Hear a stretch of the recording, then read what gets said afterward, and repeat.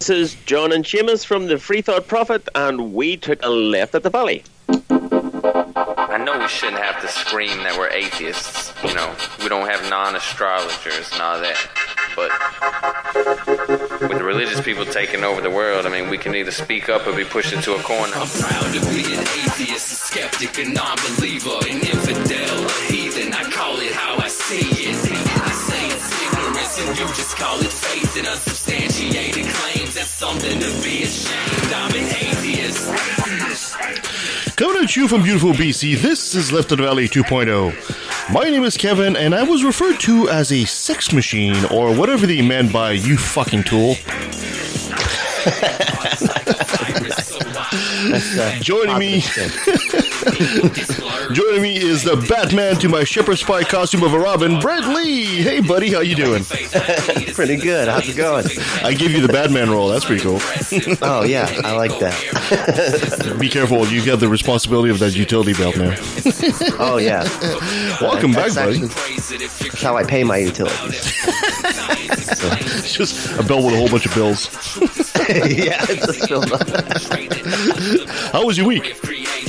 It was good. Really good week. Yeah. Cool. Fantastic. Sabrina is off for the week, so we'll see what happens there. So it's just you and me, buddy, so we'll make the best of it. Absolutely. So today we'll be talking, I can't even do it right now, to Dell Onearth in the second half of the show. But first, let's do a bit of chit-chat.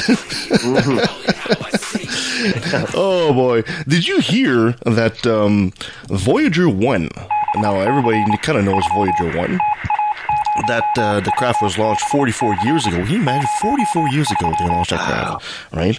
And that's crazy. One of the purpose it was built, it was to study gas giants outside the solar system. So they knew this thing was going to go outside the solar system eventually, right? And they would kind of hope to be able to study some gas giants. So there's nobody on that one, right? Is that no? Well, I mean, we're hoping they could put somebody out there, like, I don't know, like Hitler or something like that, attach him to the craft and just set him. But no, this is the one. This is the one with the gold disc. And you know, with the images, and it says like hello in like 55 different languages and stuff like that. You know. Oh, right. Okay, yeah, I know exactly what you're talking about, and it has the music and stuff like that on it. Exactly. It kind of has. Yeah. It took like a lot of scientists and poets and all that to make that golden disc of samples of what life on Earth is like, and in the hopes, in the off chance, somehow some intelligent species was to come across it. And Carl Sagan had a lot to do with that. And then, hopefully they know what to do with it. Yeah, exactly. There's a picture of a naked man and woman on it, too, waving. And anyway, so Voyager has been sending a signal back ever since it was launched. And though the signal is getting weaker and weaker, and of course, poor thing's battery is dying, essentially. We don't know when it'll actually be dead, but it's still there. It's still active. And it's been sending back a data stream. And in the data stream, they kind of found a hum that's given off by interstellar gas giants 14 billion miles away. That's quite a distance. So apparently, Cornell students found the hum in a narrow bandwidth. Voyager went interstellar in August 2012, which means essentially it got out of our solar system, or the influence of our solar system, past Neptune, past, Pluto and all that, and it's actually in interstellar space, in other words, in between systems of stars. Oh, okay. I always wondered what that meant. Yeah. Interstellar. Yeah. Okay. It just, think about it like, it got out of our planetary neighborhood. Right. Now it's on the highway somewhere. Okay. Right? So yeah, it's on the interstate. On our way to another suburb. Right? To another interstellar suburb or something like that. So that's pretty damn cool. I mean, I always like to hear that kind of news because it's like, I guess they used to build things to last back then. This is 44 years ago this thing was launched. So, I mean, and that's a hell of a fucking battery. Holy shit. Like, it's actually nuclear. It's actually, I believe it's a plutonium battery it has on it. Oh, really? So, of course, it eventually will decay to the point that, the thing won't be able to operate. And I think it's also got some solar panels, I think. I'm not sure. We'd have to ask somebody who was more, knowledgeable. Right. Mm-hmm. Cool. It's fascinating. It is absolutely fascinating. In a segment that should be called Another Brilliant Moment, really, doctors in India have to start telling people, and especially Hindus, to stop smearing themselves in cow dung. Because they're attempting to ward off COVID-19 by smearing themselves with cow feces and urine. Right. They traded off COVID-19 for everything else. Yeah, and you think the vaccine is bad for you. Right. Now, India right now has essentially 22.6 million cases and 246,000 deaths, and it's rapidly climbing because the population of India is pretty dense, and there's a lot of them. Yeah. Oh, yeah. Experts say that actually it could grow, if it's not stopping its tracks soon, it could grow 5 to 10 times that number. So if in the worst case scenario, 246,000 people, you talk about 2.4 million deaths just in India from COVID-19. Jeez Louise. Yeah. So their healthcare system is already stretched very thin, and the Hindus believe that the cows are essentially a source of life. Therefore, cow dung apparently is good for you according to their, no offense, idiotic belief. Yeah. Because they think somehow that this will boost their immune system and they'll be able to ward off COVID-19. I don't know what to think about that. I just don't know how you... I mean, that must have stunk really bad, first of all. Well, aside the fact that it does sting, I mean, even the supposed science behind this really stinks. Exactly. Not only it's not going to do anything for COVID-19, I mean, I really doubt that cow dung is going to... if you think masks won't protect you against a virus, what do you think cow dung is going to do? Right? Yeah. I mean, you're going to be giving yourself all these parasites. And stuff, that's exactly it. That's even worse because all these diseases that can come with unsanitary conditions and complications are just going to make things worse. Yeah. And I think this makes a very fine point as to the danger of Bronze Age belief in a modern world. This is the problem with that. The problem with, we're trying to stamp out an actual threat to the species here, and this progress is being slowed down by what? Archaic thinking like that. This is insane. Poop magic beliefs, you know? I mean, it's just never good. Yeah. So I don't know. I really, really have a hard time making the link as to where, even if I grew up, I mean, I like cows. I'm like the next guy, right? I love cows, right? Everybody loves cows. They're sympathetic animals, you know. I hear they like music. So cool. Oh, I love watching these videos of people walking by a field and they're playing like a saxophone and the cows are coming up to them. I just love that. It almost makes you feel bad for eating them, you know? Like, oh, cool, they like music? Wow. It does make me, I mean, I don't have any musical talent whatsoever, but it does make me wish I could actually learn an instrument to actually do that. I would totally walk up to a field of cows and start playing for them. I would totally do that. But at the same time, smearing yourself in cow dung, and this is not the first ritual like that they do, right? It's quite common in Hinduism, actually. You know, to put there's a big pile of manure there, and you basically roll your kids in them as some kind of blessing. What? Yeah. Oh, yeah. It's quite common, actually. Oh my God! For kids? And kids, and very young kids here. We're talking like babies that are not even 5, you know, and less, you know. And they just put them in the manure. They just kind of almost like you're rolling pin in dough, you know, and you're just rolling it around in cow dung. It's like that's like their version of like a baptism or something, sort of. I guess. I guess so. And I don't know. Jeez. That is so odd. Yeah. On top of being extremely unsanitary. Right.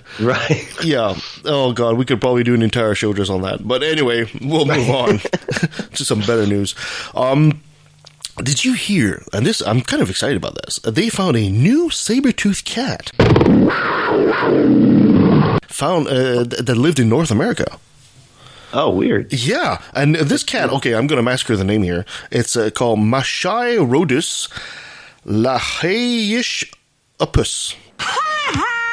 Up, whatever. Whatever. It's a big saber-toothed cat. And it prowled apparently 5 to 9 million years ago here in North America. The thing is, the cat is huge. It's actually huge. It's estimated to weigh about 604 pounds. Now, to give you an idea, a typical lion weighs 420 pounds. Oh, wow. The thing is about 1.4 times larger than a lion today. It's a huge, huge cat.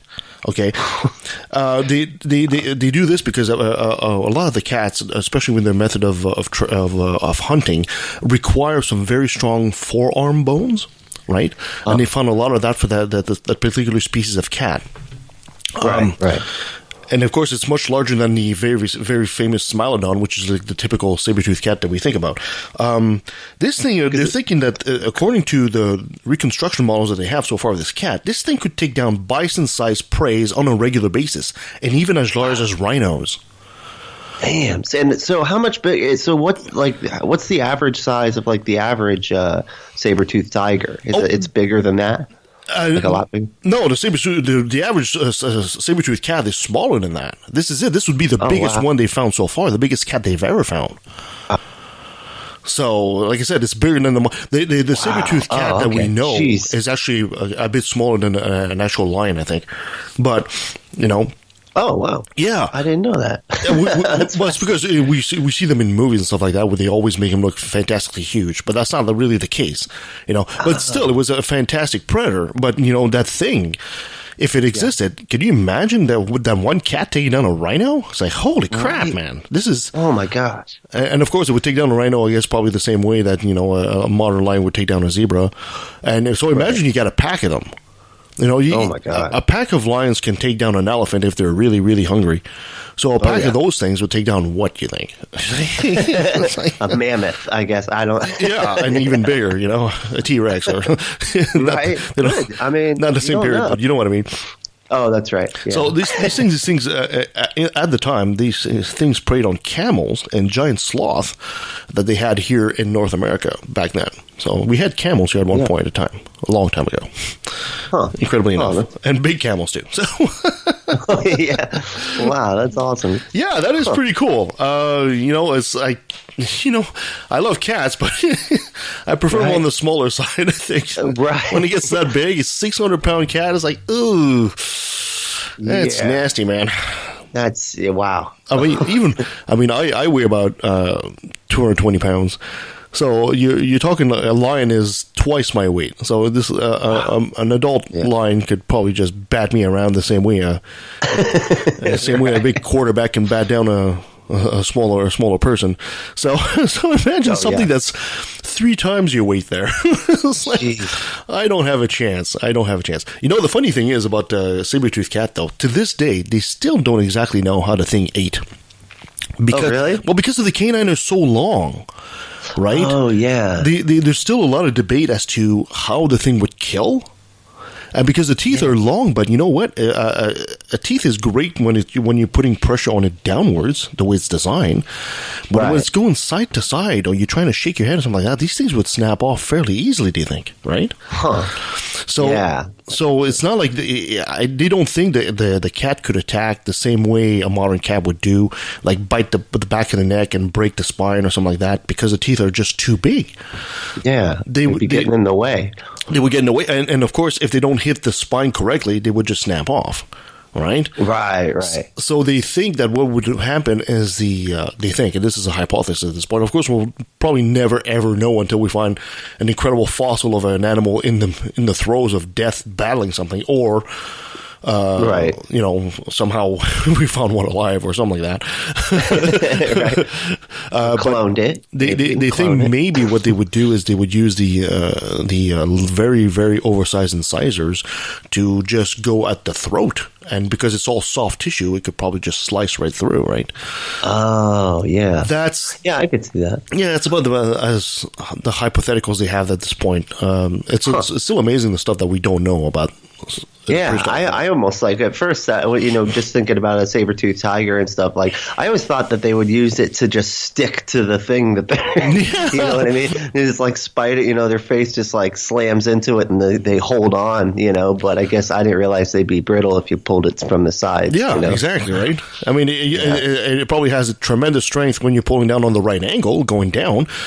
But, if you think of like a dog grabbing your toy there and shaking its head back and forth or something like that, doing like that with a big piece of meat, I'm not sure if those teeth would hold very well, right? Anyway, that's fascinating. That's probably a talk for another dentistry-based podcast.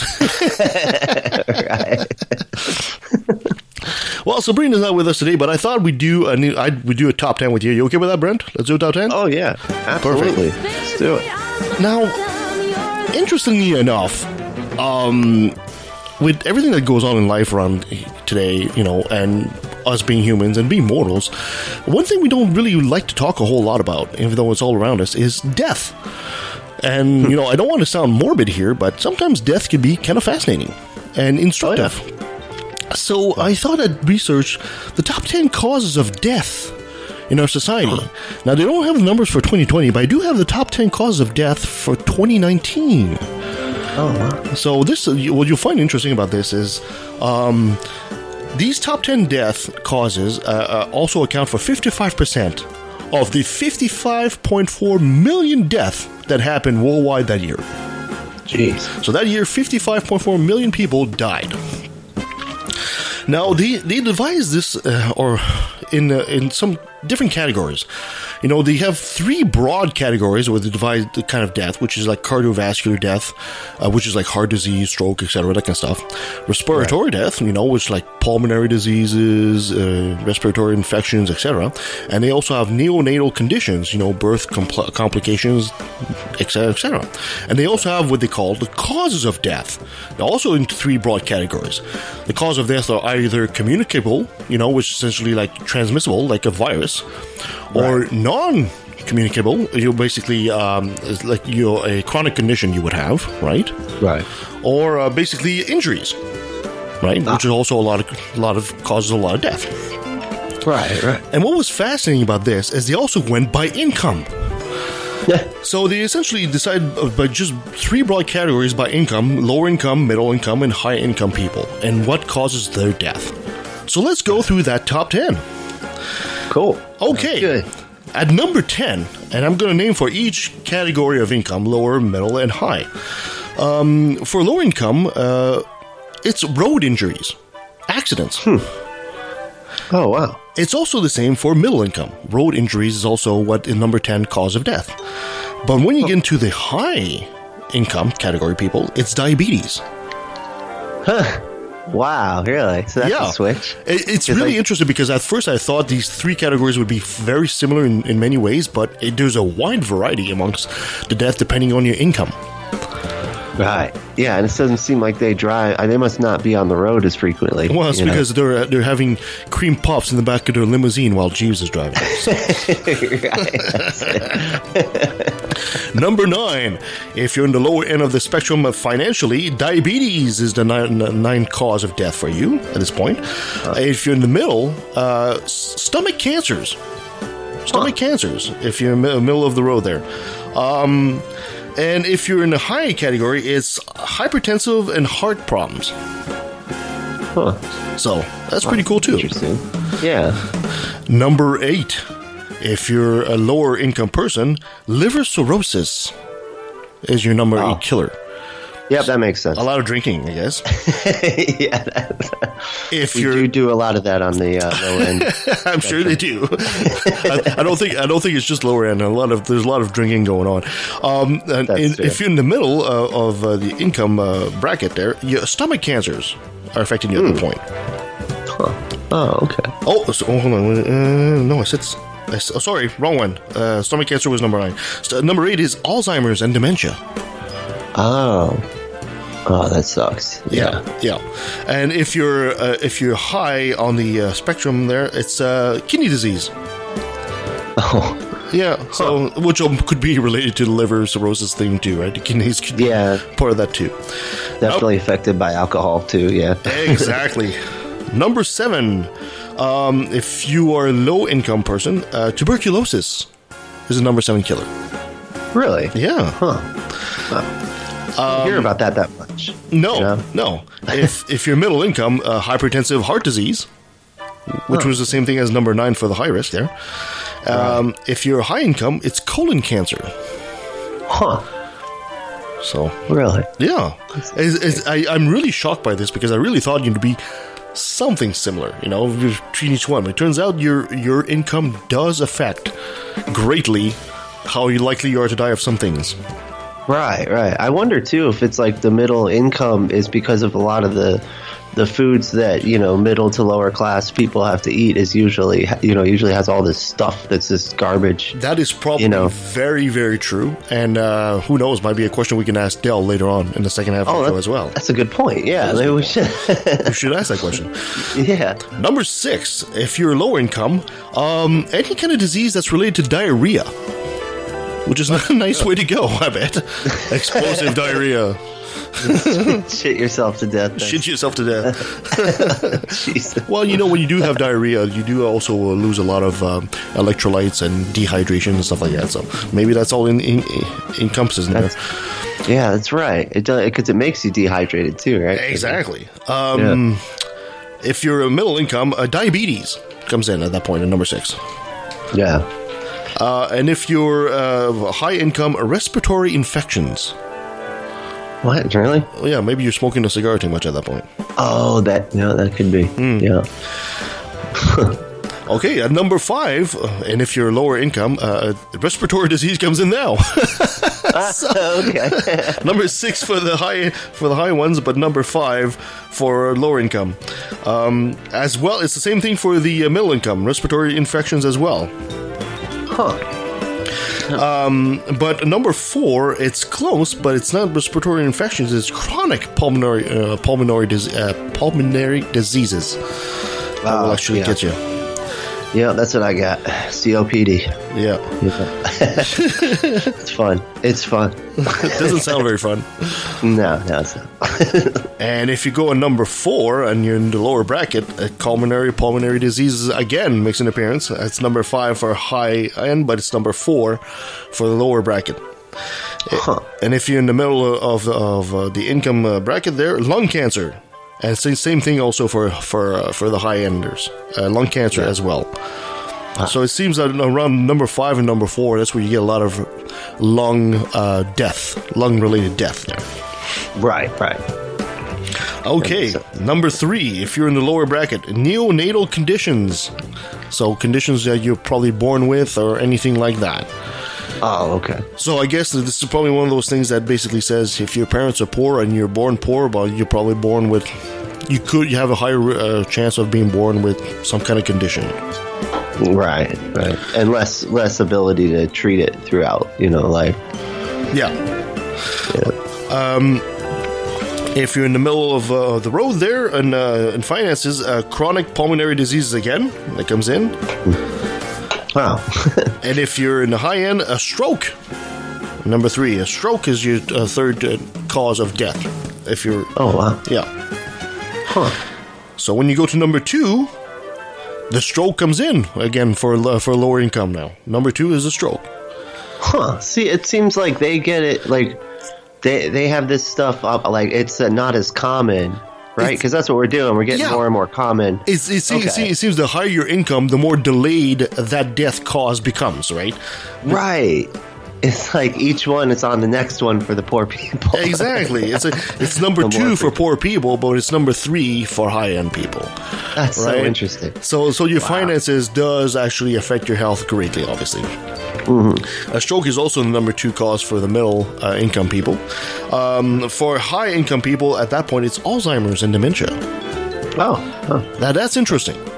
Because it seems to me it would indicate, and of course this is not scientific, it's just my opinion, that it seems that maybe a higher income makes you live longer, and we know that Alzheimer's and dementia is a disease that affects the elderly. Oh, yeah. So if you get to live longer, then you have a higher chance of getting it. So that would seem to be the case. Right. And the number 1 reason of top 10 cause of death in 2019, and for all three categories, heart disease. Oh, wow. Yeah. Just for the number one, just straight across the board. Straight across the board. Heart disease on all three. So, not much you can do about that. No, I guess the lesson is take care of your heart. Yeah. Jeez. There's many different schools of thought about this. A lot of people are saying I'm pretty much in that category as well. That you should do some cardio, get your heart pumping, exercise. That's my personal belief as well.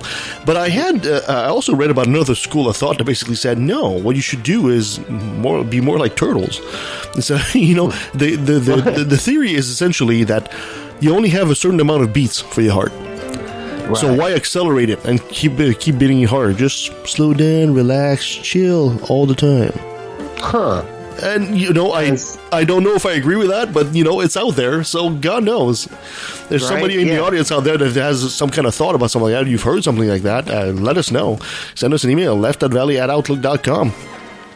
Or send us a message on the site.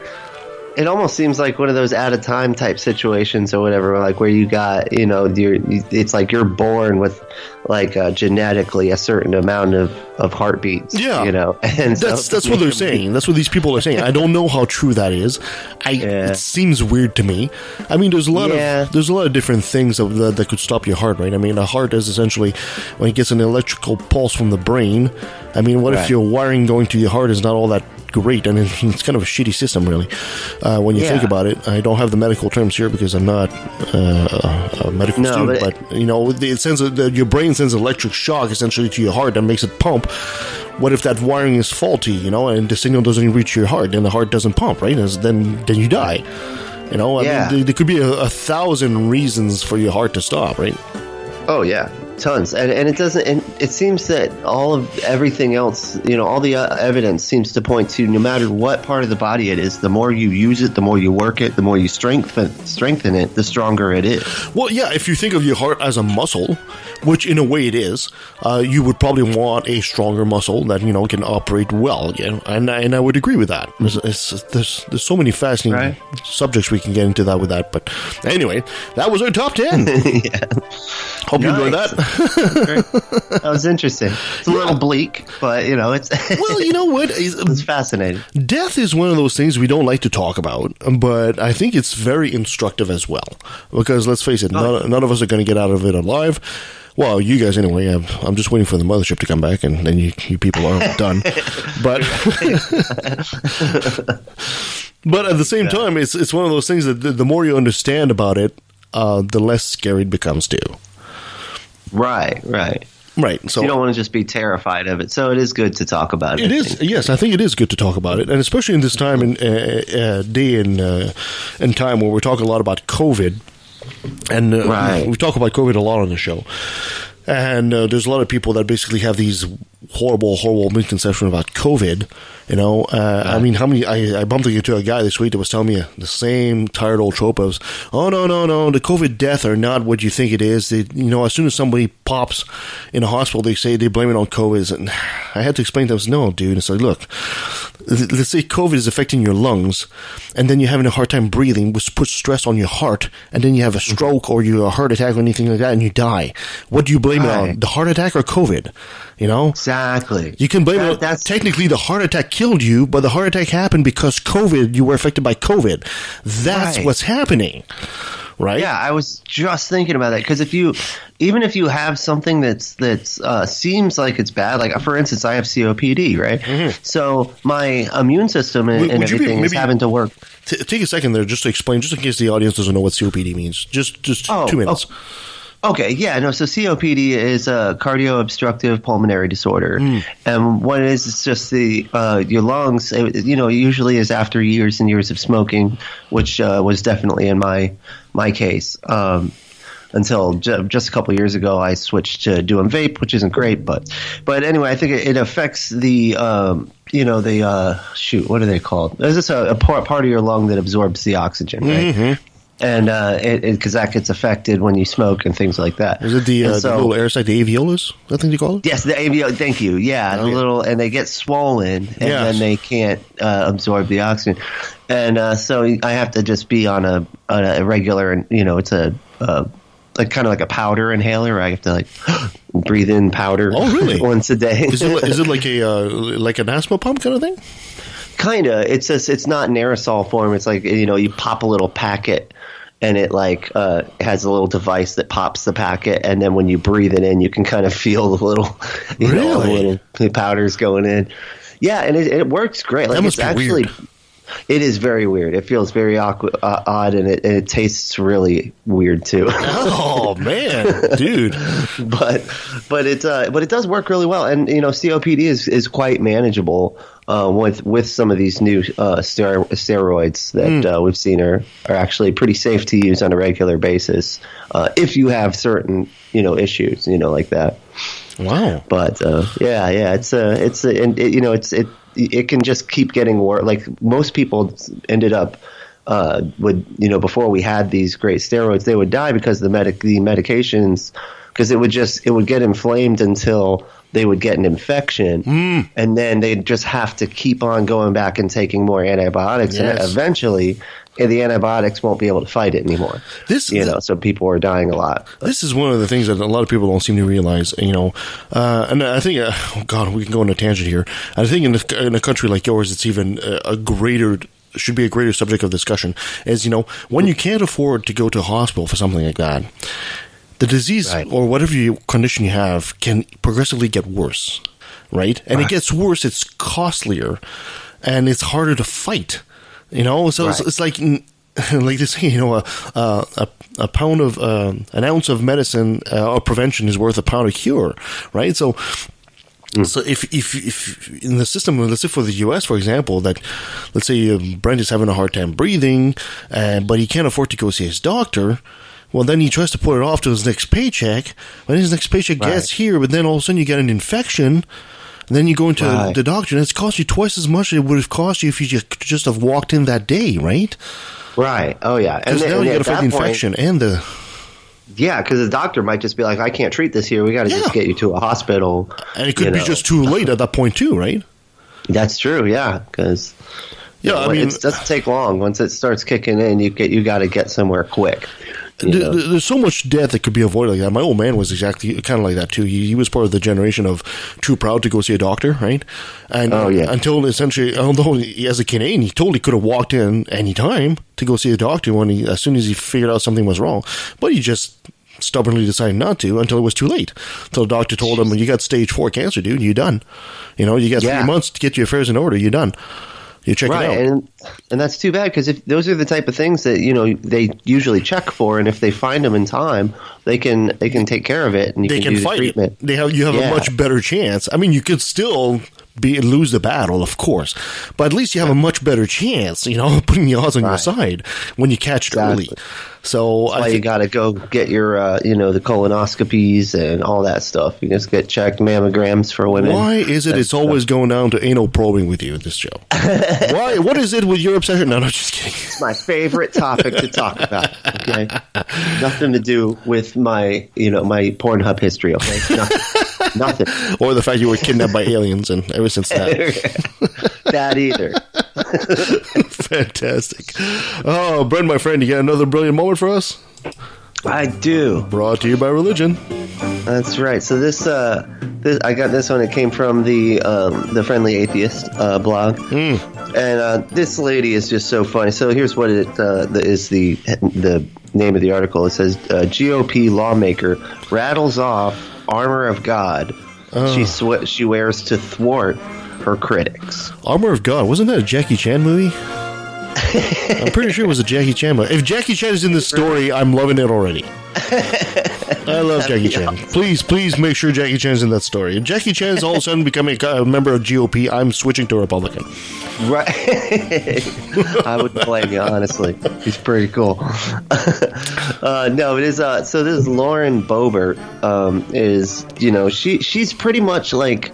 I mean, I've heard a lot of people refer to them as like the Q Squad. Oh God! And stuff, because she's like a conspiracy theorist, and just super duper like conservative, guns, God, all that stuff.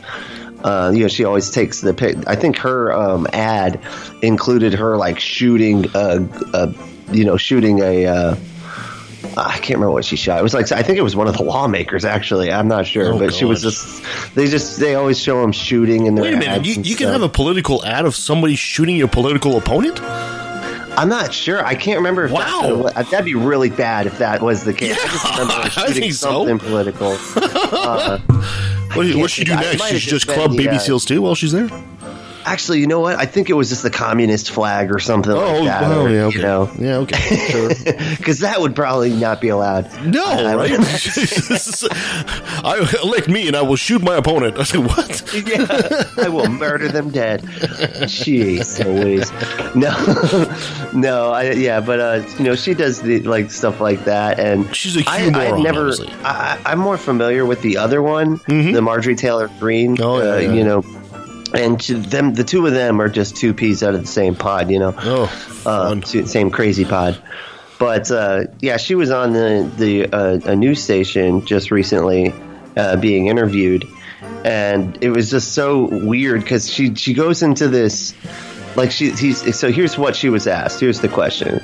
Said these people you're talking about, the Democrats, who they don't necessarily agree, but they're so intimidated and controlled, and then just the out and out attacks on you.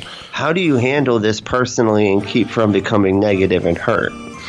How do you keep your family from being hurt through this? Hold on. Did you just ask her the Democrats are intimidated? Yeah, I know. He cuts himself off right there. It's like he's starting to say that we're Democrats are controlled. Okay, so this reporter that's asking those questions is obviously one of those OAN guys, or what's the other one? I think so. Yeah, I think. I actually don't recognize the station it's on. But it's definitely something like that. It's not brilliant journalism, I'll tell you that. Right? No, it's one of those right wing, crazy. So they gave her a softball question essentially. Pretty much, just like, hey, how do you handle the criticism, right? From all the Democrats.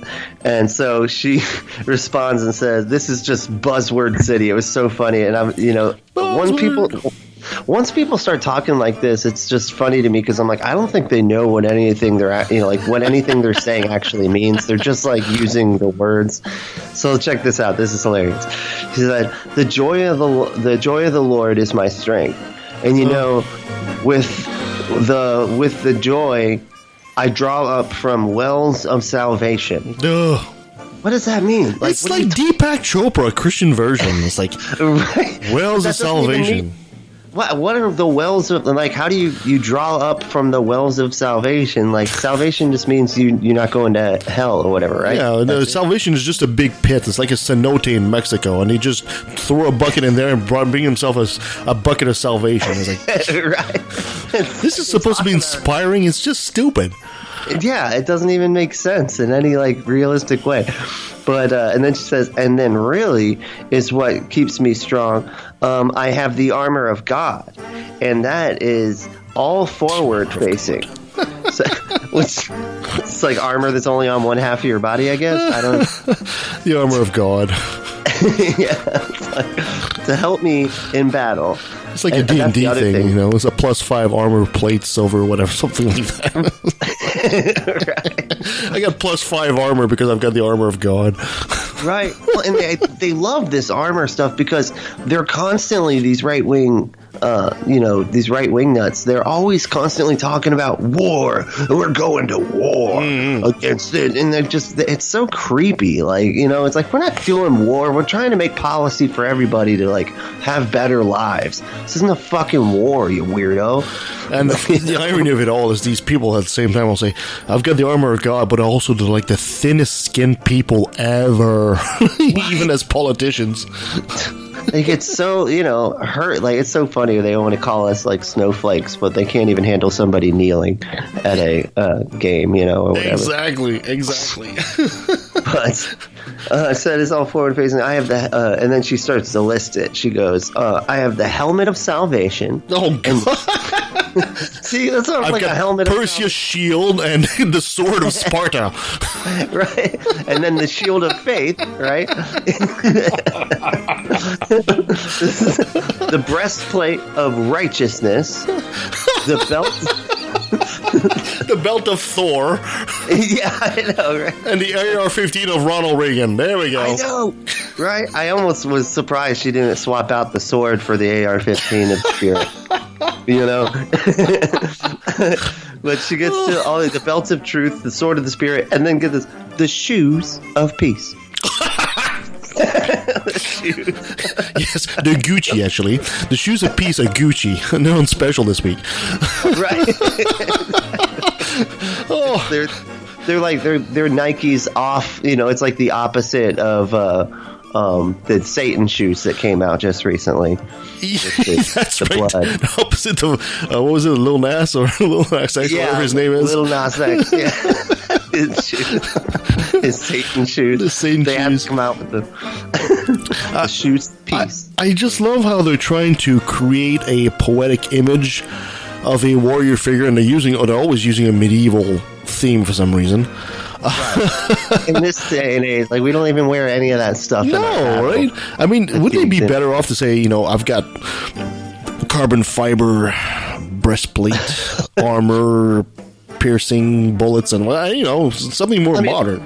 Right. I mean, at this point, you should just be like, you know what? I got the Iron Man suit. Exactly. Just the whole thing. Just got the Iron Man suit with laser disc brakes on my car and tectonic shifters, flux capacitor on my car as well, and I can go back in time. And they try to sound poetic and try to wax eloquently and make an image, but it just sounds so ridiculous. Not even 50 years from now, people are going to look back at that speech and say, "What the fuck was she talking about?" You know, it's like, right, exactly. You know, and she just, I don't know, she seems so weird. She just seems like she's somebody that's in a cult. Yeah, oh, absolutely. And the worst part is, I kind of wish I had more, like, artistic talents, because I would actually draw that person with this suit of armor, and it would look like the most ridiculous thing in the world, I bet. Yeah. It would just look absolutely ridiculous. The shoes of peace. I remember them going over that in Sunday school and stuff back in the day. I remember they said it was because Paul was just sitting there looking, you know, he was in jail when he wrote it, and he was like looking at a soldier, and so he was just like, and that's the one of peace, the sword of the Spirit, that works, that's, you know, S and S, so that sounds good. You know, like, S and S, that sounds good, yeah. The Germans later took that and did the SS thing, yeah. Oh, God. The sword of peace.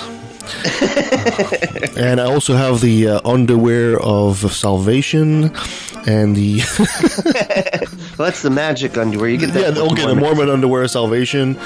I've got the bra of virtue and the scrunchie of happiness. There we go. Right, there you go. Oh my God. But yeah, she trips me out, man. A lot of these politicians that are coming out lately are just, they are really like using this religion thing to just try to get as many voters as they possibly can. Oh, absolutely. You know, it's such a manipulation tactic, and it's just so fucking obvious. Religion I think they believe it, but I don't think they're this crazy about it. I think they're just doing that to be, you know. It's the selling job of religion. Christianity has been very good at it forever. I mean, if you go back, and this is a complete like left field here, but if you go back to when Christianity was brought to like the Norse and, you know, the Vikings and all that, Jesus wasn't depicted at all the way we look at him now. Jesus was depicted as like sword-wielding, broad-shouldered, huge chest, huge pec warrior. Oh, wow. They sold Jesus like that because that's what the Vikings and the Norse kind of wanted to see, right? And so this is what she's doing. She's selling an image of a invincible, armor-plated woman that's going to defend your rights, but in reality, she's just a schmo like everybody else. I mean, she would just look stupid if she had that. But that's the sell point of religion. That's what they do. They just sell an image that's not even close to reality. Right. And again, it's to perpetuate this whole war concept that's going on within their minds. Like, you know, nobody's really at war. We're just trying to get legislation passed that they keep blocking, you know, because they don't want to help people. Yeah, exactly. That's pretty much... I mean, can you imagine even if we go back to the example I was just giving there about the Norse, can you imagine the Vikings back then hearing about Jesus Christ and just getting his ass whooped by Romans and crucified? That's not the kind of guy they want to follow. Right? No. So the church had to essentially lie. Telling me I'm supposed to like this guy who got beat up and killed and crucified, and that's the guy I gotta like. And he's talking about love, and that's all there is. And then he died, and then reappeared, and didn't take his revenge. He just like floated up to heaven. What kind of pussy is that? Right? Yeah, exactly. So they essentially had to lie. They had to lie to make Jesus this badass. That, of course, if he did exist, because I don't think he did, but if he did exist, it certainly was not. Right? No. And no, there's no versions of him that's like that at all, like other than this one. Although sometimes when you do see some depictions of him today, there's a statue. I think it's in the Philippines where Jesus is like on the cross, but he's ripped, and I mean he looks like Schwarzenegger on steroids even more.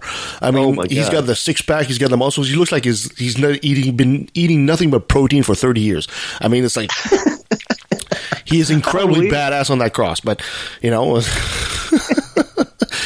is the same kind of stupid... Yeah, go ahead. Carpenter and lumberjack mixed up, I guess. Maybe. Times 10. Wood, I mean. That's right. That's the whole wood thing. This is the same kind of stupidity we see, when you see pictures of Donald Trump, riding a tank. And all of a sudden, his big, fat, slobby gut is gone. He looks nice and slim and, with a nice tie and everything. And he looks like manly. Yeah, this is the same selling point. All of this is it's a sell job. And you have to be, willfully ignorant to accept that. You have to really, really put the wool over your own eyes and just accept it, if you will, if you want to. I mean, shoot, I just saw somebody had posted a picture that they had, gotten out of a right-wing group, and it was of Trump, and he was it looked almost it looked like a cave troll or something, but it's real ripped, Was that the gold statue? Still got it was like a gold statue, yeah. Yeah, it looks like they took the body of the Hulk and just put his head on. Yeah. It looked like, oh my gosh, that was so fucking weird. I'm like, y'all are just creepy with this shit. Oh, yeah. And and of course we put this on the right here, but it also happens a bit on the left too. I mean, I've seen a couple of pictures of Joe Biden and Kamala, which are they're posing a bit more heroic than they really are. It's like I don't know about that. That looks a bit the same kind of feature, but on the other side now. But you're right. On the right, it's completely out of control. It's but you're right. It is on both sides of that one. Because I've seen there's a meme where he's got the bald eagle flying behind him. Yeah, and stuff. I saw one where Joe Biden is dressed up as Superman and Kamala is dressed up as Wonder Woman. It's like, come on. Yeah, exactly. It's like, come on. Yeah, they're doing a better job, but that doesn't mean they're fuking superheroes. Exactly. And the bar was set pretty fucking low. So I mean, It was so low you have to even limbo to get underneath that. At best, to go underneath the carpet. Oh man! Well, thank you, Brent. That was great. So when we come back, let's take a quick pause. When we come back, we'll be talking to Dell Onearth, and we'll be talking about food sustainability. So that should be fun. Cool. So stay with us. Hey, this is John and Seamus from the Free Thought Prophet. We have a blog where we write interesting things about various topics, and a podcast where we discuss various topics, either with each other or with guests, and that includes what, Seamus? Well, we talk about whiskey, movies, comic books, science, history, and more. We also talk with tons of people from the secular movement and beyond. That's true. So atheism, science, and the other most important issue for humanity, whiskey. That's it. Remember the freedom of thought? Go to give it away, not take it away. Bye, everybody. I'm Amy with a Y. And I'm Amy with an I. And we're the hosts of Secular Soup, where each week we offer up a bowl of real talk about atheism, feminism, politics, parenting, and whatever else we want to talk about, because it's our podcast. Just listen to what these random dudes are saying about our show. This is what would happen if Daria and Jane grew up and started a podcast. So if you like extremely foul-mouthed ladies with opinions, this is the podcast for you. Grab a bowl and taste the magic. Slurp even this.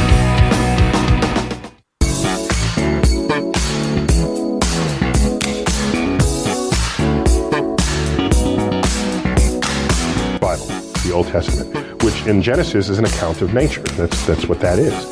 And I said to you, give me your description of the natural world based only on this.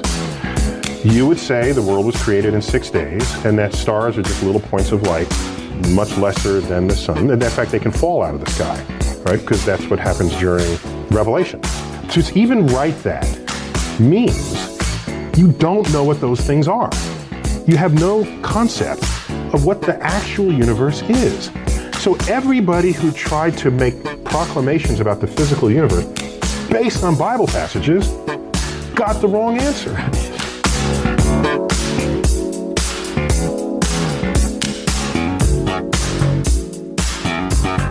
All right, our next guest is an atheist, a food advocate, and a co-host of Skeptarchy. She is a snappy dresser and a sassy dancer, Dell Onearth. Welcome back to the show. Hi. How you doing, dear? It's been a while. Good. I spent all morning fencing for the cows because it is time to put them out on pasture, and they're going to be so excited. Oh. So thank you for enforcing a break in the middle of my day. I got a beer, and now I don't have to work for a while. There we go. Perfect. You strike me as somebody, I know you love your animals and you take very good care of them. Please tell me, I want to see that you have one of those rolling brushes thing for them to scratch on. I wish, but they're like $15,000. What? So, yeah, I've never been able to justify the expense because I'm not sure there's much of a financial return on it. No, I get that. They look very happy and they stay nice and clean, but I'm not sure about financially if I can justify $15,000. Okay, I would say take a mid-sized log, hang it there, and put some spikes on it, to make some bristles, and then put a hamster cage on the end of it with a hamster that just spins in it, and you'll have your makeshift brush there. So I've heard about people that get like street sweepers, those things? Yes. The used bristles from them, and you just pound a post in the ground, and so it doesn't move, but the cows can rub up against it. So absolutely, every once in a while, I hop on Craigslist and see if anyone's selling anything like that. But oh god, no luck yet. I was working for this outfit, and they basically just toss them in the trash. Yeah. I wish I could send them to you. Because they only probably expensive to mail, though. Yeah, probably. When those bristles come out, when they have the new brushes, it's about those bristles are about almost like a foot long. So by the time they wear down to about 6 inches is when they change the brooms. So which actually wears out a lot faster than you think. I actually operate those damn things, so I know them. Okay, Dell, thank you so much for being on the show, but maybe for people that missed you the first time around, maybe you'd be so kind to give us a quick bio as to who Dell Onearth is. Yeah, so I am a farmer, and I also have a dairy farm, and I also have a full-time job working in animal nutrition right now. I've done a few different things over the years. I was farming full-time for a while, and then the money ran out because late-stage capitalism is wonderful. That was sarcasm. So for about 2 years now, I've been working full-time and running the farm.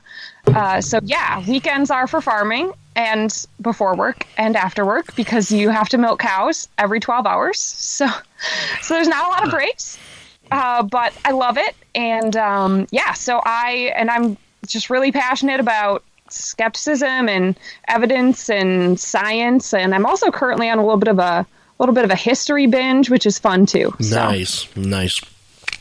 And you're one of the co-hosts of Skeptarchy, which is a nice little podcast you do with Corey Johnson. Maybe you'll be so kind to give us a brief description of what that is.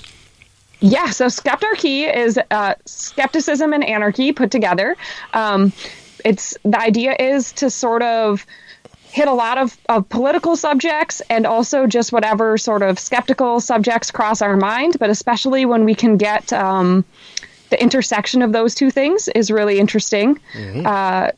So we all try to come to the show with sort of, at least 2 or 3 of us will come to the show with a topic that we did a little bit of a deep dive on and talk about it with our co-hosts. We have a couple other co-hosts as well, but Corey was really the impetus for it. Corey has been skeptical podcasting for many years, and he just sort of reached out to a number of people that weren't doing any podcasting that he thought would be interesting to talk to, and got us together. So we can blame Corey for that. It's fantastic. One of Corey's many podcasts right now. Yes. So today we're talking about food sustainability. So and I kind of wanted to go through some food myths, because I think nutrition is such an important part of our life, and everybody enjoys a good meal. But there's so much misinformation out there, and I thought I would take some of the most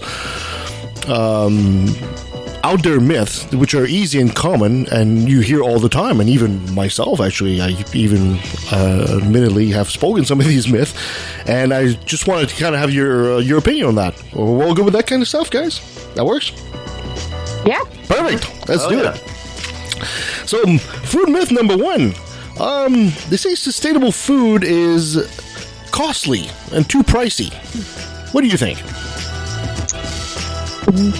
Probably not true. Not most of the time. Not a general rule, anyway, for sure. Maybe the right definition here is, let's start with, what is sustainable food, really? It's so difficult to pin down.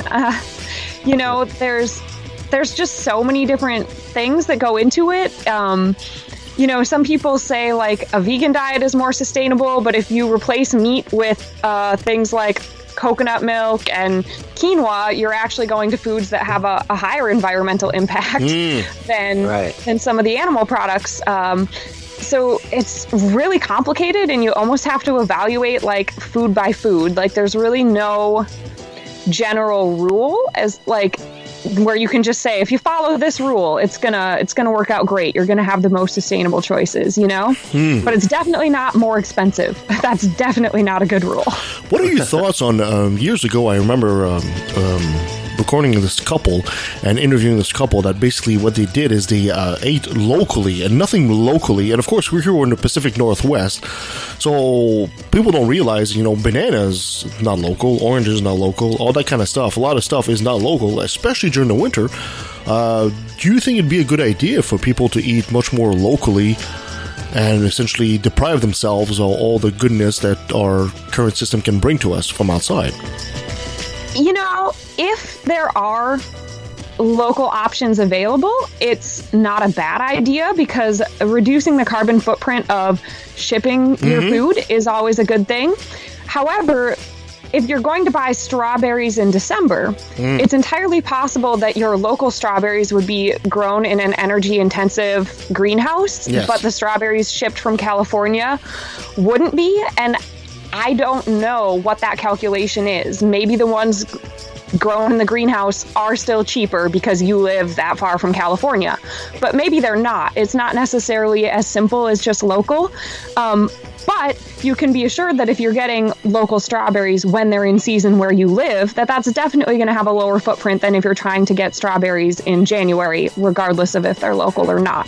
So it certainly doesn't hurt to try to think about what's local to you and what's in season. I mean, that's always helpful. If you're the kind of person that, you'd love to binge on strawberries for a couple months and then be done with strawberries for a while, that's not a bad idea either. You know what? I don't know about you guys, but whenever it's strawberry season up here, which I'm not even sure when that is, but anyway, closer to the summer I would expect, the local strawberries are so much better than the strawberries you'll get from, like, California or so, right? I mean, it's so much more. Shipping is very hard on them. So it's a couple of things, and I'm not a strawberry grower, but 2 reasons for that.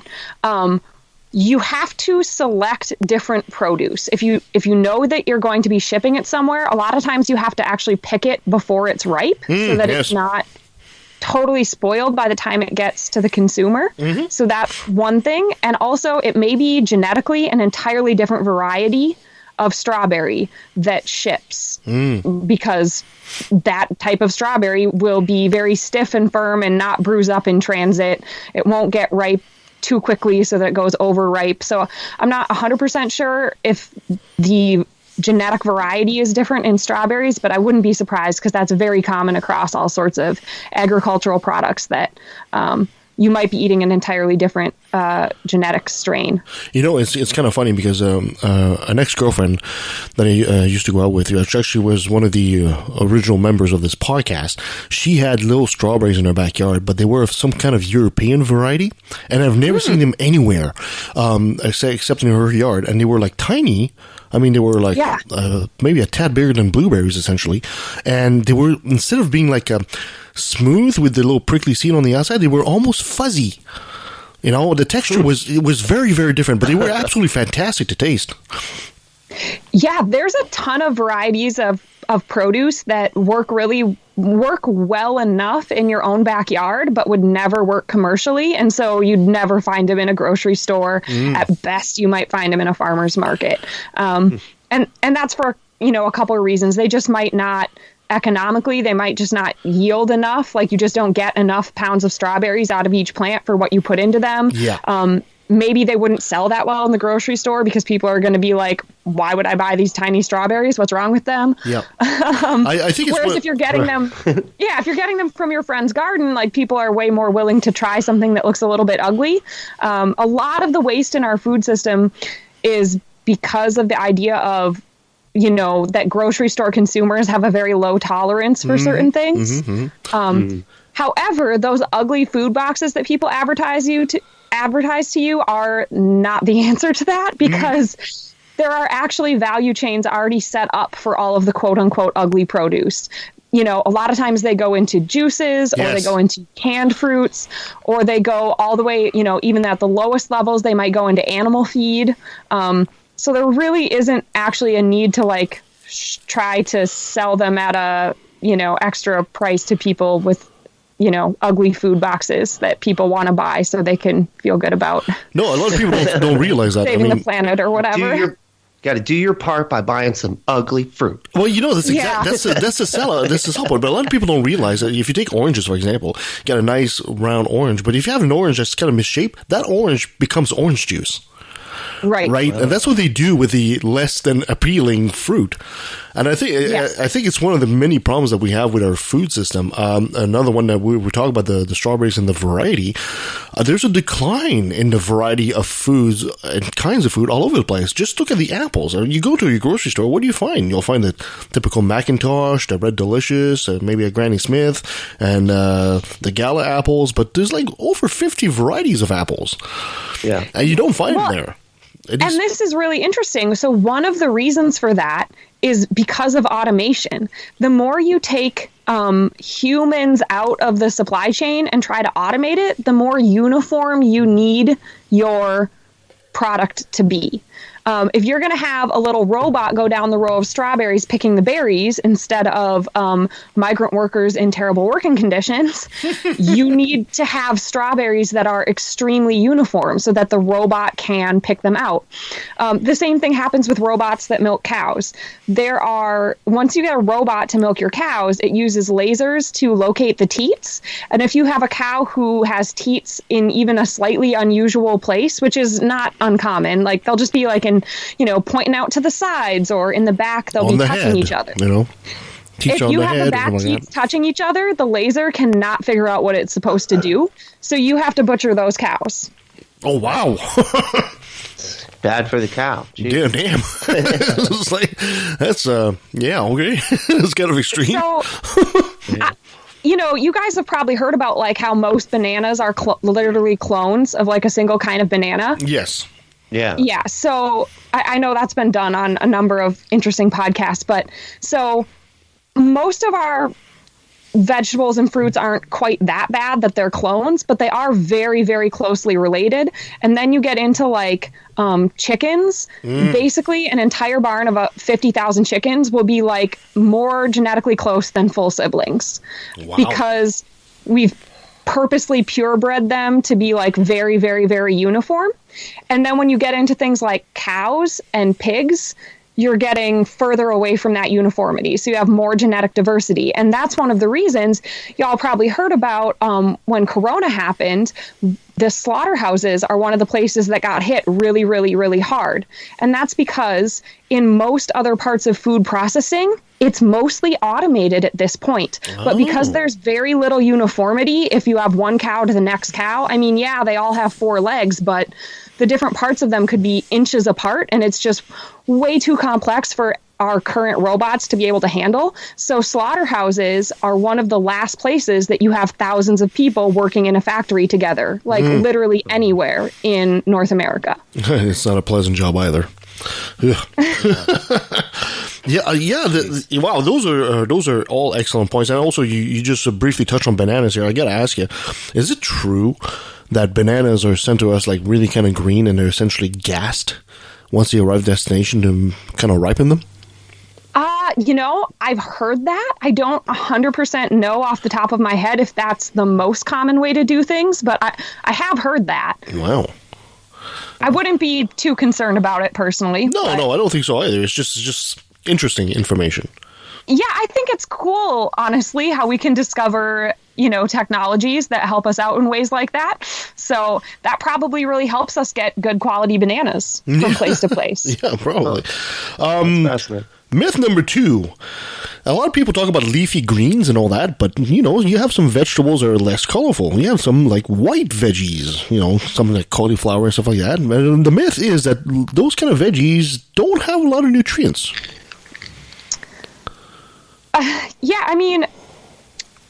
I think some of that is like so silly. Anytime anybody's telling you like X food is terrible or X food is incredible, I get very skeptical personally because, calories do make a food valuable. Like starch will make a food valuable for getting calories. It just depends what you're looking for that day, which is why eating a variety of things is really the key, right? Wait a minute. Are you telling me, Dell, that if I eat a can of spinach, I'm not going to turn like Popeye? Is that what you're saying? I'm very doubtful. The funny thing is, speaking about the spinach, that spinach, becoming so good for you and giving you muscles is actually a mistake, mathematical mistake, apparently. Apparently it was a decimal error. When they made some calculations, somebody didn't put the decimal in the right spot. So spinach was, at the time, was thought was 10 times stronger than what it actually was. Oh, gosh.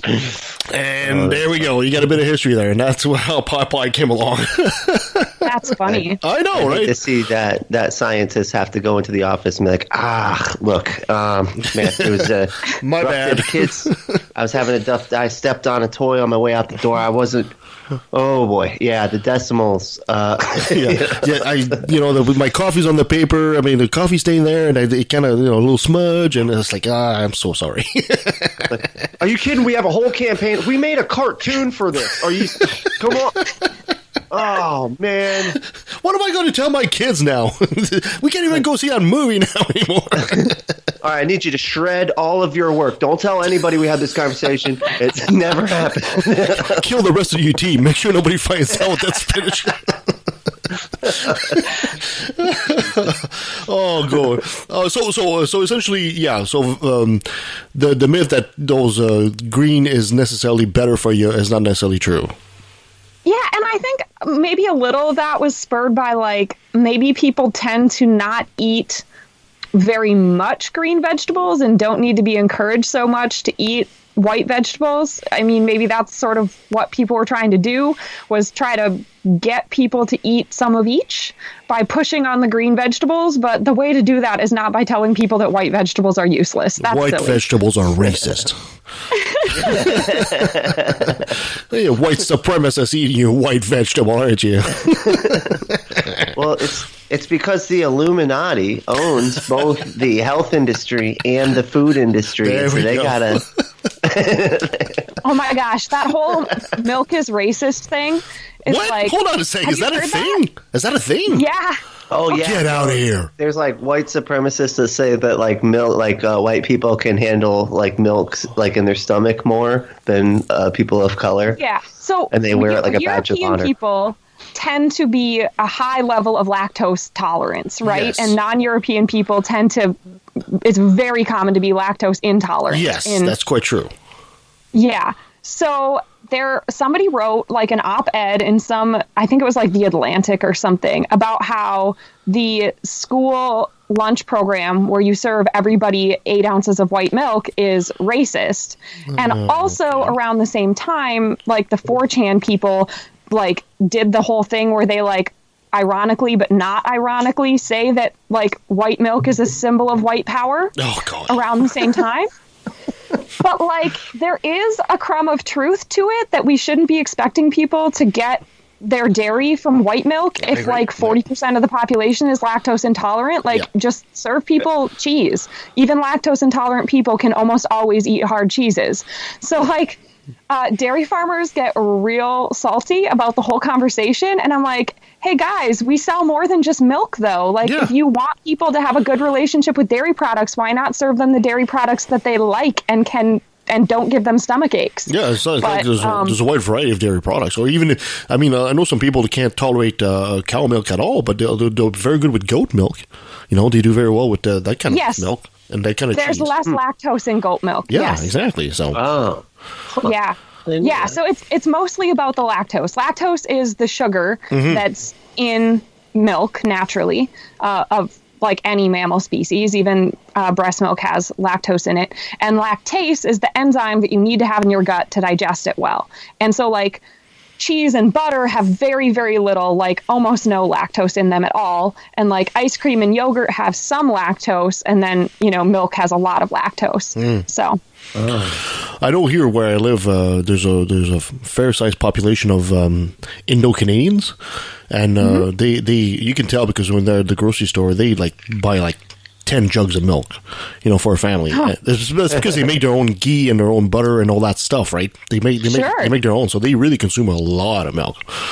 So I suppose it's probably expensive to buy ghee at the store because you'd have to like get it from the specialty section or something. Well, actually, up here, like, of course, I can't speak for the rest of the country, but up here where we are, there's 1 or 2 aisles in each grocery store that's essentially dedicated to South Asian markets. Essentially, they'll say international food and stuff like that. So there's a fair amount of it. So, which is interesting because as a Caucasian, when you don't really see that a whole lot, I just like to walk down these aisles. Oh, this looks interesting. Let's try this. So yeah. Yeah, okay, so perfect. So we find out that white milk is racist, apparently. We find a whole bunch of things on this show. Myth number 3, fresh when it comes to veggies is always best. What are your thoughts on that? Yeah, well, I mean, as opposed to frozen vegetables contain a ton of nutrition still. I mean, I think canned is a little bit... has less of the nutrition than like a flash frozen, but the flash frozen stuff that's out there these days is actually very good. And nothing's any good if you're not going to eat it. So there we go. If canned is what, if you can't get to the grocery store constantly, I have that struggle with fresh vegetables all the time. I think a lot of people do, or if your kids won't eat that, but they'll eat it in a casserole, if you use canned, I mean, that's absolutely better than not getting any vegetables. So once again, we can't fall into that black and white thinking where, don't even bother if it's not amazing, right? That's silly. Right. No, I gotta ask though, because I'll be the first one to admit, for the longest time I was told, and I believed, and that's why I'm asking you the question at the same time, that when you're cooking your vegetables, that you do lose some of the nutrition. Is that true? I mean, I don't know. Let's say, for example, I've got some frozen peas, and I put them in water, and I boil them a little bit, or something like that, before I serve them. Do I lose anything in that? So, I won't say I do animal nutrition, not human nutrition. A lot of the principles are the same. Because especially like swine nutrition, especially because they're monogastrics like us, and somewhat with the poultry. But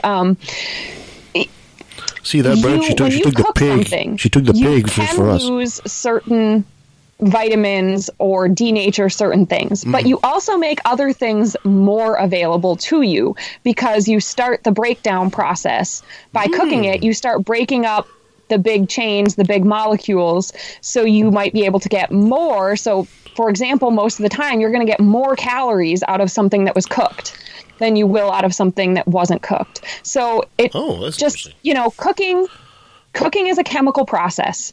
It has an impact on the chemistry of your food. And so, some things may become less available and a lot of things become more available. It just depends exactly what you're looking at. And especially in the 90s and early 2000s, pop culture really had this obsession with like antioxidants, which has turned out to be mostly nonsense, and vitamins, which is good. I mean, we do need vitamins, but for the most part, if you just eat a balanced diet, you're gonna get what you need out of things. You don't need to be super paranoid about exactly the way you're doing everything. I mean, there are little exceptions to that here and there, but as a general rule, I think you bring an excellent point, especially with the breaking down chemically there. So essentially, if I understand you correctly, and correct me if I'm wrong here, if I was to take, for example, a potato, and I would just eat it raw, which of course you probably wouldn't, but let's say, for example, this example, it would probably be very difficult for my stomach to break down. But once I've cooked that potato, it becomes so much easier for me to break down and absorb more of the nutrients. Is that the point I'm getting here? Yes. Okay, yes. Perfect. Now, I have heard that, and I haven't looked into this personally, but I have heard that, boiling, sometimes you can lose some of the vitamins in the water. So, so your water-soluble vitamins, which are your B and C vitamins, now A, D, E, and K are fat-soluble vitamins, so I wouldn't think that you would lose them in the water. But so that's why sometimes people recommend steaming instead of boiling, for example. So it's possible. I don't know that potatoes have much B and C to begin with, but if you're boiling your potatoes, maybe you could lose some B and C. But you're definitely going to start making those starches more available to yourself if you cook your potatoes as opposed to eating them raw. I can hear Brent's taking notes here because Nikki's been complaining about his cooking lately. So Brent's taking really good notes here. I've been eating my potatoes raw and getting those stomach aches all this time. Wait, I thought they were like apples. What? Yeah, exactly. Just take a bite at. I'm Scotch, so we like potatoes. You want to hear something? There is an interesting amount of research on the human discovery of fire and how that may or may not have coincided very directly with an increase in brain size. Really? For various Homo species. I don't know if we're talking about Homo sapiens here. I'm not 100% up on my timelines of the discovery of fire off the top of my head. But the discovery of fire, I think it's generally accepted in archaeology. I guess it's archaeology if there's humans involved, is that the discovery of fire and the ability to cook our food was able to facilitate a huge leap forward in human progress because it made the nutrition so much more available to us. Made our brains get bigger. Discovery of fire. According to this, 1.7 to 2 million years ago. Oh. Yeah, so that's a pretty widely talked about theory. It's possible that it's not as clear cut as some clickbait articles tell us. That's just like a general rule I follow in anthropology and archaeology is if people simplify it to clickbait, it's probably going to get debunked at some point. But I don't think anyone's disputing sort of the basic trend there is that cooking food gives us access to more nutrition, more efficient use of our food, and helped humanity progress. All right, so they say low-fat diets is best. At some point they were switching to, no, it's not the low-fat. They've been selling that forever, and then they started talking about maybe sugar's a problem. And then I guess we could also talk about keto, because I know the whole keto thing is going on right now. You have any thoughts on any of that? Yeah, so the bottom line is that demonizing any one nutrient, just like we talked about, demonizing any one type of food, is not really helpful. The key is moderation. If you are having a very low-fat diet, but a very high sugar diet, what you need to do is moderate it, not switch to the other way around, not go zero sugar, high fat. Now, you definitely have people that say they have good results, whether it's feeling better or losing weight, when they suddenly decide to cut all sugar out of their diet. But I think the general consensus among scientists is that's because they suddenly start paying a lot of attention to their diet and what they're eating, not necessarily because they decided to cut out all sugar. They're just eating less because there's so many things you can't eat if you cut out all sugar. But for example, fruits are full of sugar. You should not cut fruits from your diet. That is a terrible idea.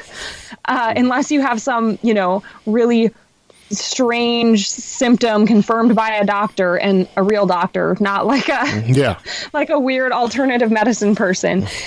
The likelihood that you should actually completely cut any individual food or any individual nutrient from your diet is really unlikely. What's really key is moderation. I was actually just listening to a podcast with a nutritionist called Dr. Nick Fuller.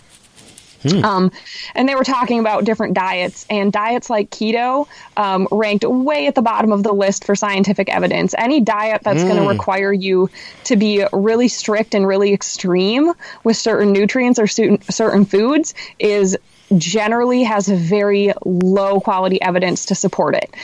They were actually talking about things like the Mediterranean diet being on the top of the list, because the idea with the Mediterranean diet is it's a moderate amount of a lot of different things.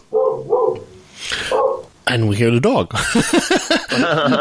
But I think you're absolutely right, and I think that's a problem, because I know I've got some friends of mine that want me to get into their keto groups and all that stuff, and it looks interesting. But when I started asking them, I said, "Well, what? Do we have any studies or anything like that?" All they have is essentially anecdotal evidence from what it did to them, or what their change in nutrition seemed to have done to them. But that's not very good evidence. Well, and there's two aspects to keto specifically that are really problematic. I mean, one of them is like, say, the Atkins diet of the past. It's a very extreme diet focused on cutting certain types of nutrition out of your diet altogether, which we've already talked about is a bad idea.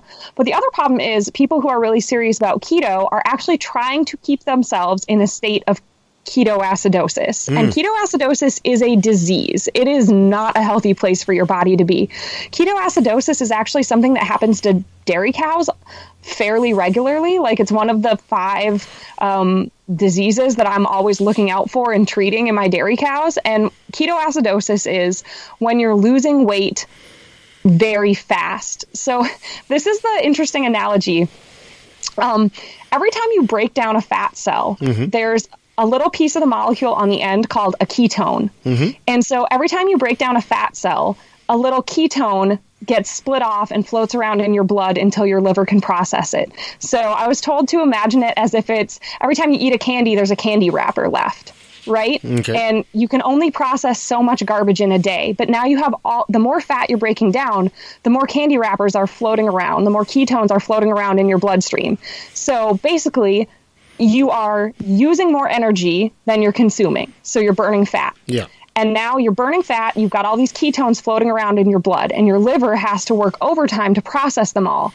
And you start to feel like shit, usually. And what happens when you feel like shit? You eat even less. I mean, I'm talking about specifically from a cow perspective. Basically, cows only stop eating if they feel like shit. So my cows feel like shit. They stop eating. What does that mean? They're in even a higher negative energy balance, right? They're moving even more fat into their bloodstream. And now you do permanent liver damage at a certain point, and it's really hard to recover and get them out of that state. It requires a lot of supportive therapy to get them back in a positive energy balance. So it's certainly not conducive to athletes, which is basically what a dairy cow is. They are making such an incredible amount of milk that a dairy cow's physiological state is kind of like someone that's like training for a marathon is kind of the situation they're in a lot of the time. So the reason they get ketosis is because the last 60 days of their pregnancy, they go on vacation. They quit making milk. So they're suddenly not burning a lot of calories that they were burning. And if you're not careful, they can gain weight during that period of time. And as soon as they start making milk again, they're suddenly going to be burning a lot of calories making all that milk as soon as they have their calf. So ketosis is the 2 keys to preventing ketosis in dairy cows are making sure they keep eating a healthy, balanced diet, as much of it as possible, and not letting them get overweight in the first place. But it's very clear from the advice of human doctors, and it just happens to be that ketoacidosis is something I have a lot of experience with in cows.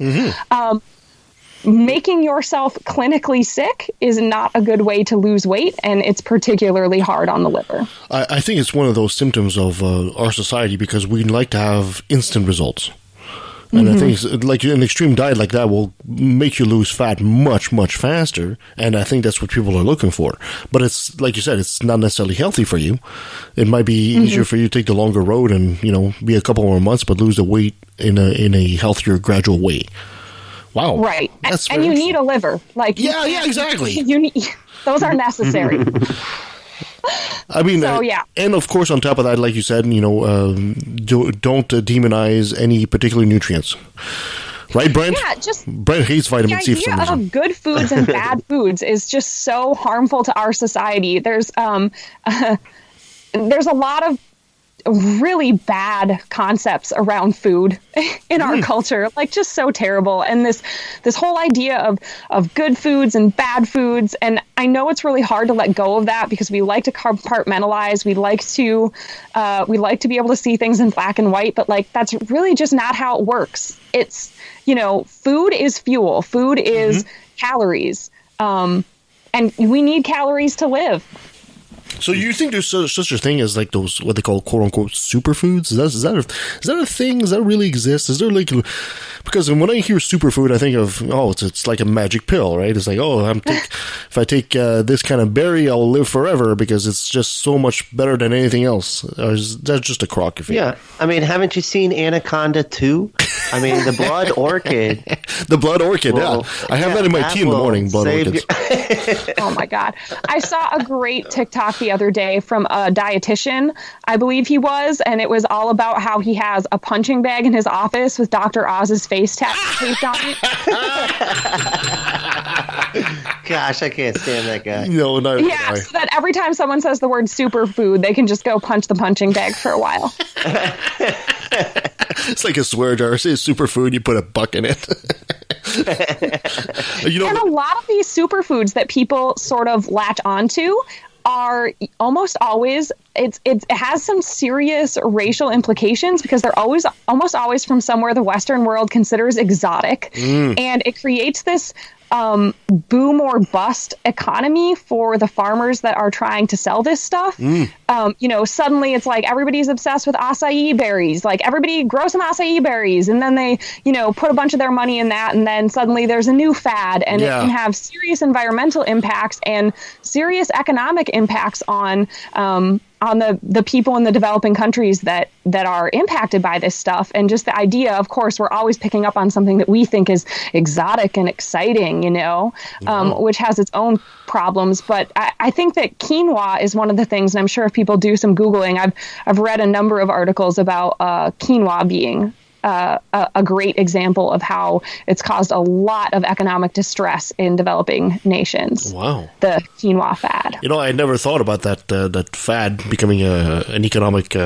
problem, but I totally understand. And I totally agree. Well, and of course, Dr. Oz, we love to hate him. Even the local paper here, I'm talking local paper, the Vancouver Province, which is a regarded newspaper, one of the last newspapers that still exists, they still have a freaking column in there with Dr. Oz. It's like, I can't believe this. Jeez. Yeah. Awful. It is just awful. It is absolutely. I mean, apparently he's a fantastic surgeon, but it's like he's such a fraud. I know. Yeah. And you have to wonder, like, I wonder if, I wonder if even during the boom years, these farmers in these other regions come out ahead, because I'm sure the people making the huge profits off the acai pills or whatever that Dr. Oz is hawking are probably not the farmers of whatever country it grows in. I don't even know. Definitely not. I'll bet $100 on that. I haven't seen any of the numbers, but I'll bet $100 right off the bat. Yep. Oh, fudge. My rule of thumb anyway as a person is anybody pushed by Oprah is just big baloney detector right there. Yeah. Right. I know. So those radio doctors and stuff, it's just never, it's not good. Like you said, he was good at being a surgeon. He should have just been happy with that. Yeah, exactly. Exactly. Just do that. All right, last myth, but certainly not least. More protein is better. Now, I'm a guy who works out of the gym, so I always have a little boost of protein here and there. And I'm not a carnivore, but I'm not far. I love my meat. And I read stuff like they say a good ingestion of protein might actually help with the fighting things like Alzheimer's and stuff like that, because the brain is essentially a lot of fat and a lot of protein. So, what are your thoughts on that? Is there such a point? Do we really need as much protein as we eat, or are we like overdoing it?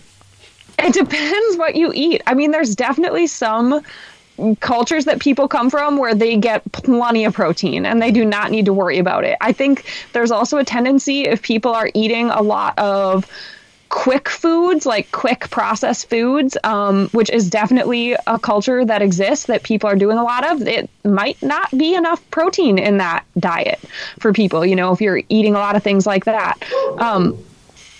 So, yeah, it just really depends on what you're doing now. The nice thing about protein is that, generally speaking, eating too much protein is never really going to result in weight gain. I mean, you would have to work really, really hard to gain weight off of eating too much protein. So if weight is your main concern, that is the nice thing about erring on, if you're still hungry, eating something pretty high protein instead of eating something that's pretty high starch or pretty high fat. So that's kind of the philosophy that I use. But if you're already from the kind of culture where you're eating a lot of meat, you're probably getting plenty of protein and you don't need to worry too much about adding more. Yeah, you do feel way more full when you eat, say, a couple eggs, or right now I'm eating a rack of giraffe, which is really, really good, by the way, instead of eating a piece of bread. So I think it's... Well, I don't remember if I've eaten giraffe. I ate a lot of different things when I was in South Africa, but I don't know if giraffe was one of them. Oh, you need to try. You need to try. It's totally good. A lot of different kinds of deer, like a lot. But, you know, so one of the things that you're talking about with eggs, though, eggs are very high in fat and protein. So that's one of the reasons they're going to contribute to you feeling fuller for longer. And that's true of some meats and not necessarily others, but that's probably why eggs are great that way. And eggs, actually, in particular eggs, if you want to break it down even further and talk about the amino acid balance that we need in our diets as humans, like eggs are one of the closest matching things to our amino acid profile that we need, that you'll find out there. Yeah, but you know, and you're absolutely right. And even in history, I mean, even if you look at the early 1900s or even bodybuilders of the time or fitness, eggs are plentiful in their diet and they're cheap. And they're a good source of protein, and they keep you way more full than like a muffin or anything like that. So, you know, eggs are fantastic. But I gotta ask. And of the animal protein products, they have a very low carbon footprint compared to meat. So earlier on, we discussed how these chickens are essentially almost clones. So is that the same with the eggs? Yeah, I mean, they're going to be very uniform. And almost more like we talked about with fruit, still the eggs that are being laid are a variety of different sizes. They'll change in size over the chicken's lifetime. And so just like with the fruit, there are different value streams for different types of eggs. You know, eggs that are too big, eggs that are too small, eggs that are a little dirty. Which is really interesting. It's just we've evolved these supply chains to be, for the most part, extremely efficient. Nobody wanted to leave money on the table. So, you can't sell dirty eggs? Awesome. We crack them and we use them in the liquid egg products that you send to, say, restaurant food service, for example. Exactly. Yeah, because I do notice that, like, because we'll get, like, the organic, like, brown eggs and stuff. And I notice with that, it's more frequent. I mean, very frequent, actually, that we get, like, the twins. You know, you got the twins. Yeah. The double yolk in there. So I guess that could be because of the, you know, it's not as uniform genetically. Actually, it's not as uniform genetically. And also they probably don't have the same access to value streams because there's probably not nearly as high of demand for a liquid food service egg product in the organic stream. You know, I've seen cartons of eggs, though, that are labeled double yolk. Every egg is a double yolk egg. I've seen that. They sell it like that. How did they do that? Cool. I don't know. But I was surprised by it too. It's like, really? So all eggs are candled before they're sold, usually. So candling is basically where you take the egg and you sort of put it on top of a little flashlight thing. Back in the day, it was a candle, but on top of a little flashlight thing, and you can see through it. Mm-hmm. So they're actually doing that to all eggs by machine because they want to get rid of anything with blood spots, or they generally want to sort out your double yolked eggs because people don't really like that. Usually, unless they're buying them on purpose to be double yolked eggs. It's one of those things where like it's not a crisis, but they just have this idea that people in the grocery store want uniformity in their food, right? Yeah. So eggs are candled generally before they're sold. So that's how they can see if there's 2 yolks. Yeah, it probably cuts down on the phone calls to the grocery store. Like, hey, my egg had 2 yolks. Is that a problem? Like, what is that bad? Yeah, exactly. Yeah. You know, like, hey, you sold me crocodile eggs. broken. What the hell is wrong with this? Yeah, and have you seen the ones that are so big? There's a whole other egg shell and all inside of it. Oh, really? Yeah, that happens too. Wow! Oh my goodness! It's like double stuffed. That would be weird. It's like double stuffed Oreos. Yeah, it happens. Weird. You also get eggs with no yolks sometimes as well. Usually they're going to be small enough that they would have been sorted out before then anyway, but yeah. No, you're absolutely right. I mean, even years ago when I used to drive for a company that was called West Coast Reduction, I would pick up leftover parts of a chicken plant, essentially, where they basically process all the chicken. And I remember these cages where these chicken are about to go on the chain, if you wish, right? And I'm looking at this chicken and I say, what's wrong with that chicken? It just looked weird. And I walked up to it. It was like a mutant chicken. It had 4 legs. It's like a chicken that, kind of have absorbed its twin. So I had like the normal 2 legs, but like 2 other legs were like, it almost had like its butt had like a second butt, if you wish, and 2 legs sticking out on the side as well. It's like, it was like a mutant chicken there. It's like, oh, wow, that's going to be 4 drumstick for that one. Have you seen the 3-eyed cow? Recently, there was a 3-eyed cow born, and it's been making the rounds on social media. But I'm in a group on Facebook called Livestock Born Different, which is a ton of fun. People post whatever unusual things that are born at their places that are interesting. Extra legs is pretty common, actually. Fantastic. Dell, thanks for helping us with these myths. But I got to ask you one more thing, because you're a farmer, and for the people listening to the show out there, maybe you can, as a farmer, you can tell them, what can they do? What can the general public do to help their local farmers and make things better for them? Is there any piece of advice you would give the audience out there? Yeah, well, generally, the main thing is, anytime you're able to cut out the middleman and buy directly from a farmer or a farmer-owned co-op, I think that goes a long way towards helping. Of course, if you go to a farmer's market, you're probably going to get a lot of people following woo as well, and I don't really like supporting too much woo-woo either, but there is a middle ground. I have a friend that has a farm that makes a ton of cheese and does the farmer's market stuff, and they're not organic. They don't subscribe to any woo-woo. So they are out there. It's up to you how you want to navigate that the best. And there are products in the grocery store that are put out by farmer-owned co-ops. And a lot of times they will actually advertise that somewhere in the fine print. For example, this is not the company that I sell my milk to, but my aunt and uncle are part of Land O'Lakes, which is a farmer-owned cooperative. So those are good options for people who would like to do something to put a little bit more financial control in the hands of the actual farmers making the food instead of large corporate middlemen taking the difference. But you know what? I think for your farm, I think you can exploit these woo people. Why don't you just put like a crystal in a necklace on every cow? And just tell them, they've been crystallized milk or something like that. And that just double the price, and that will sell right there. That will help your company, bottom line. These cows have been crystal healed. Exactly. Their chakras align. Probably would. It probably would. It actually probably would. Just tell them these are chakra aligned cows, and they produce better quality milk because of that. If only I didn't have any morals, I would be doing a lot of things differently.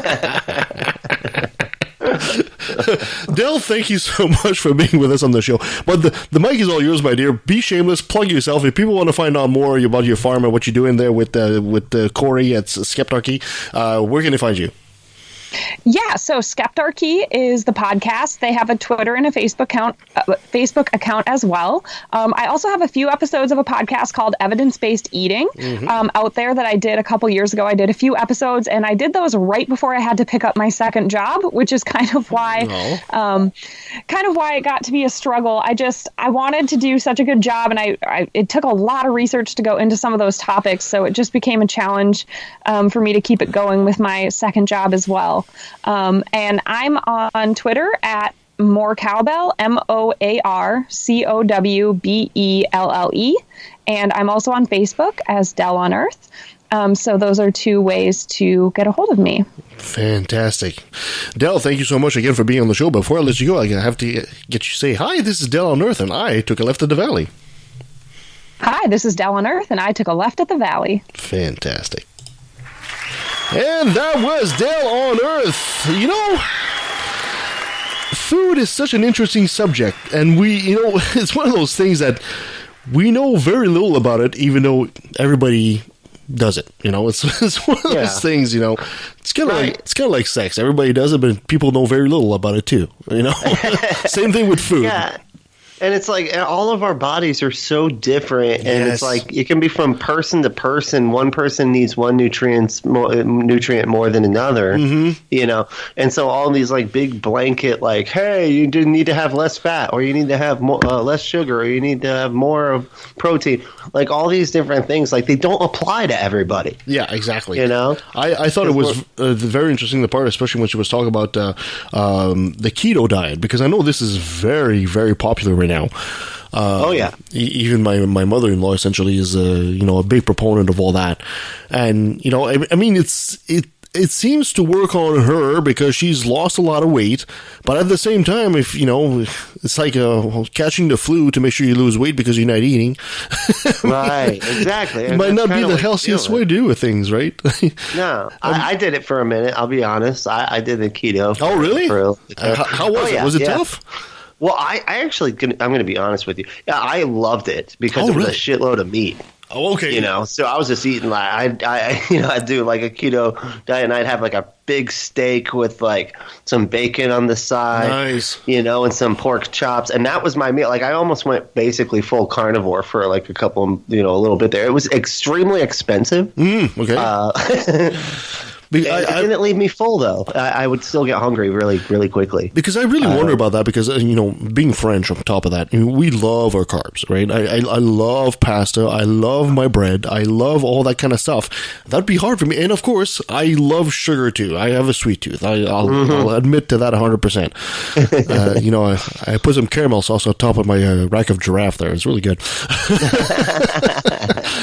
But so I think it'd be very difficult for me to attempt something like that, but I can see, maybe a hybrid model of some good protein and less carbs, and I'm not sure about the whole fat thing, but it's certainly something that was worth taking a good look into. Oh yeah, fantastic. Yeah, it's like she said. I think it's just a balance. Just try to be balanced. Do your best not to eat too much of one thing. Yeah, exactly. And hopefully, with the show today with Dell, we managed to actually bring some good information for people to understand what they're going into. And it's not a bad subject to research, guys. It is your fuel, and you are what you eat. So there's a lot of source material, though. Yes, and you got to be able to weed through that shit. Exactly. There's a lot of woo. Do not buy milk from cows with crystals around their neck. Okay, just don't do that. Don't do that. Oh, thank you so much for Dell Onearth for being on the show. Thank you, Brent, for being my co-host today, and thank you for listening. You can follow us on Facebook, on Twitter at LATV Podcast. You can send us an email at leftatvalley@outlook.com. You can follow us on Patreon.com/LATV, and you can become a member of the show where people get an uncut, unedited, unrehearsed, on anything version of the show. And what am I missing here? Give us a 5-star review where you find us. It helps us and helps others find the show. Quick plug for you, bud, about Unapologetics. Unapologetics. We're going through some changes right now, but we're getting everything back up in order. So unapologetic spelled with an X at the end. Mm-hmm. And check out the Happy Debating Atheist. It's a YouTube channel I'm trying to get off the ground here. Fantastic. And coming up, we'll have Mike Wiseman. He's the guy from The Bible Says What podcast. Oh, yay. And we'll also have Dr. Clint Heacock from the Mindshift podcast. We'll have our old friend Thomas Westbrook from Holy Kool-Aid who'll be coming back as well as Adam the Bodybuilder. Talk about more nutrition, but maybe more fixed towards exercise this time. Right. Good stuff coming down the pipe yet again. Yeah, fantastic. All right, bud. Awesome. Anything else you need to add? Share our show. Sounds good. Share our show. And watch what you're eating. Until next time, guys. Isn't real, but Jesus is. So a mitzvah Vishnu, you don't believe in them. It's the headset and me or Did nothing. Did you try unplugging it and plugging it back in? Just kidding. It doesn't have a plug. I tried turning it off and on again. That's what I wrote on my do not resuscitate papers. You know, if I die, I just unplug me for 10 seconds and plug me back in and see what happens. Right.